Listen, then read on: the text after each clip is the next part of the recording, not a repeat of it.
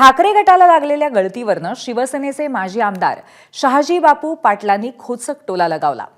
एक दिवस आदित्य ठाकरे सुद्धा उद्धव ठाकरेंना सोडण्याची भाषा करतील असं शहाजी बापू म्हणाले। तर आदित्य ठाकरेंच्या विरोधी पक्षनेते पदाच्या चर्चेबाबतही त्यांनी प्रतिक्रिया दिली आहे। निकृष्ट काम करणारा विरोधी पक्षनेता म्हणून आदित्य ठाकरेंचं नाव गाजेल असं वक्तव्य त्यांनी केलंय।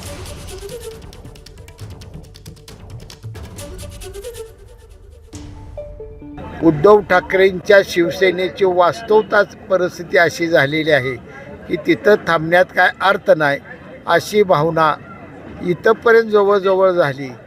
एक दिवस असा उगवत की उद्धव साहेबांना आदित्य साहेबच सोडायची भाषा बोलते। आदित्य ठाकरे यांचं नाव आता विरोधी पक्षनेते म्हणून समोर येते।